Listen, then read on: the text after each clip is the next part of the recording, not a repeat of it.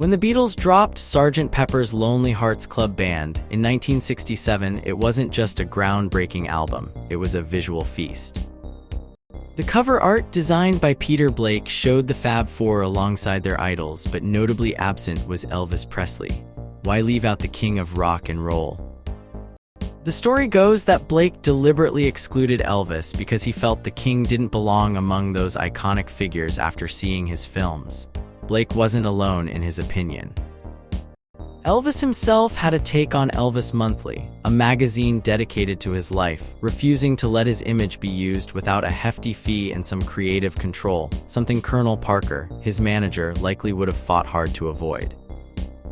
Elvis fans might recall how the Beatles often sought that signature Elvis echo, particularly on A Day in the Life. Yet despite these musical ties, Elvis and the Beatles remained in separate artistic universes. This was a time when Elvis was deeply entrenched in Hollywood, gearing up for his film Speedway, co-starring with Nancy Sinatra. It was a peculiar choice given Elvis's declining popularity and his own health struggles, fueled by diet and sleeping pills. The film's premise was as bizarre as the pair's collaboration on the song, There Ain't Nothing Like a Song. In the movie, Elvis plays a stock car racer, up against a relentless revenue agent played by Nancy Sinatra. The plot was thin. Elvis loses the race but wins Nancy's heart. It was a far cry from the cinematic magic of his earlier films. Other notable stars of the era like Petula Clark turned down roles in Elvis films, sensing the decline. Behind the scenes, Elvis was battling his own demons, losing weight rapidly and relying on a mix of pills. Despite this, he managed to record some memorable songs for the film, including the haunting Your Time Hasn't Come Yet, Baby. The session in June 1967 was notable for featuring Jerry Reed, a rising star in country music, who would lend his talent to some of Elvis's most engaging tracks. Jerry Reed's involvement marked a turning point, showcasing Elvis's willingness to experiment and embrace new sounds. Reed's finger-picking style brought a freshness to tracks like Guitar Man, reimagined with Elvis's voice. However, not all songs from these sessions made it to the final film. Some, like a lullaby and a couple of other tracks, were shelved, showing the often hit or miss nature of film soundtracks. Elvis's next film, Stay Away, Joe, saw him take on a different role, that of a rodeo rider, reflecting perhaps a desire to break away from the musical persona that was slipping away from him. The film, while entertaining in its own right, was another sign of the times. Elvis was no longer the unstoppable force he once was in the music world, and this was starting to show on screen. As Elvis and Priscilla settled into their Christmas at Graceland, the music industry was moving on. The Colonel, Elvis's manager, saw a way forward: gospel music and action-packed westerns, a departure from the musicals that had defined Elvis's earlier career. The question was, could Elvis adapt to this new path and reclaim his place at the top? This was the crossroads Elvis faced in 1968 as he prepared for a comeback that would test his limits as an actor and an artist. The journey ahead would be fraught with challenges, but it would also reveal the resilience and charisma that had made Elvis Presley a legend in the first place. In the world of movies in the late 50s and early 60s, singing actors were a big draw at the box office. This was especially true for Elvis Presley, who was a huge money maker. From 1957 to 1966, he was consistently among the top 10 box office stars in the US. While he didn't quite match the popularity of Doris Day, he far outshone Frank Sinatra in terms of ticket sales. Other singers like Pat Boone also had their moments, but Boone struggled to act and often played safe, family-friendly roles. Elvis, on the other hand, was a different story. He played tough, rebellious characters that appealed to young audiences. His films usually made money, no matter what the critics said. For instance, State Fair was a flop with critics but still performed well at the box office. The film featured a memorable line where Elvis' character jokes about hair, showing a lighter side to his tough image. Bobby Darin was another talented singer-turned-actor. He was good at dramatic roles but didn't always hit the box office big time. He was nominated for an Oscar for his supporting role in Captain Newman, M.D., but he was disappointed not to win. Darren had his share of flops too, like Too Late Blues, where he played a character that didn't quite fit his charismatic persona. Rock and roll stars often found themselves in films that weren't always great.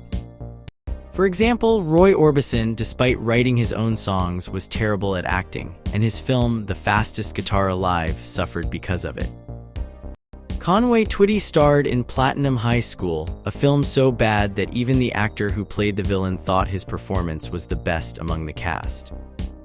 Cliff Richard, a British singer, had more success with films like The Young Ones and Summer Holiday.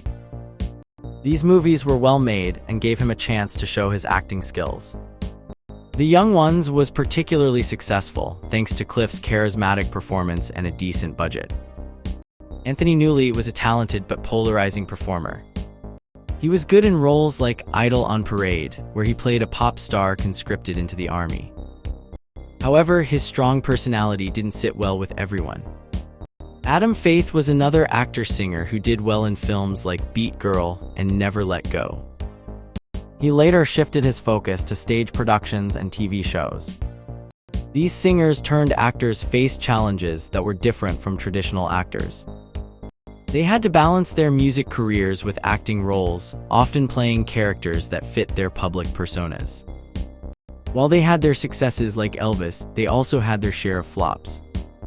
Despite this, they managed to capture the imagination of audiences and remain memorable figures in the history of cinema.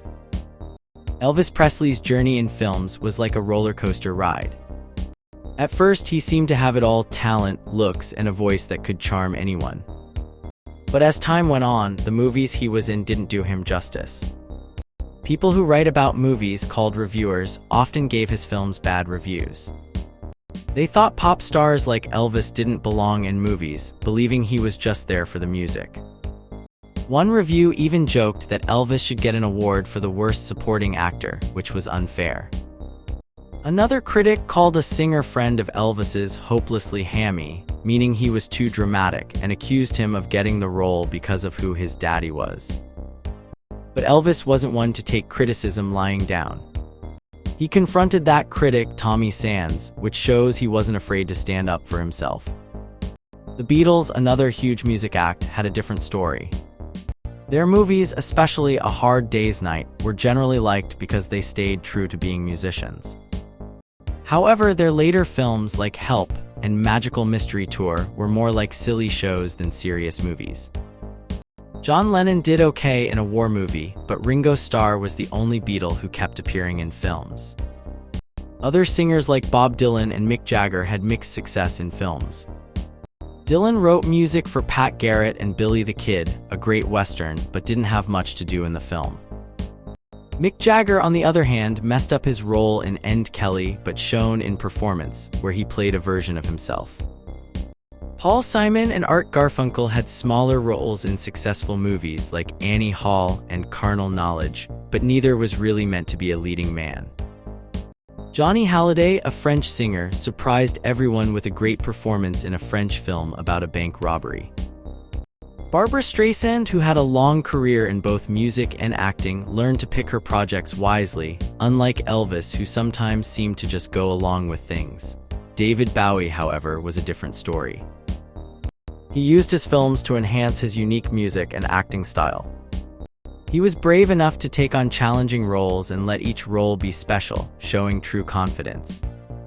Elvis Presley started strong in movies, with some good performances and a charming screen presence.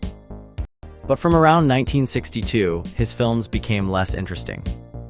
People stopped loving him as an actor, which hurt how they saw his earlier work. It's like if you made a few really good drawings but then kept making mediocre ones, people would start to forget how good your first ones were. Elvis's later films were often put together quickly and didn't challenge him as an actor. Sometimes it seemed like he wasn't even excited about making them. After his first few films, there were no stories of him eagerly wanting to make more movies. In 1968, things started to change for Elvis. He was happy making music with Jerry Reed and wrote new songs. He even played around with ideas for songs that weren't quite right for the times, like one about Vietnam. That same year, his daughter Lisa Marie was born, and he had to balance being a father with his career. Elvis made a movie called Live a Little, Love a Little around this time. The film wasn't great, but it showed a slightly different side of him, more grown up and a bit rough around the edges. He even swore a little and was shown in a more personal moment with a woman, though it wasn't too explicit. The movie didn't do well and wasn't released in Britain, showing that Elvis's films were no longer bringing in the money. In Las Vegas, Elvis met Tom Jones, another singer who was doing well performing live. Tom encouraged Elvis to think about doing a show there instead of making more movies. It made sense. Performing live was easier and more profitable than making films. Around this time, things got a little rocky between Elvis and his wife Priscilla. It seemed Elvis lost interest in her after she became a mother. This was not uncommon, especially in the South, where PJ Proby, another singer, said he didn't want to be with someone who had children. Elvis, known for not wanting to stick to one person, was probably feeling the same way. As Elvis's career and films faded, he focused more on his music and live performances. His story is a reminder that even stars can face ups and downs, and sometimes the best path forward isn't through the screen but through the stage.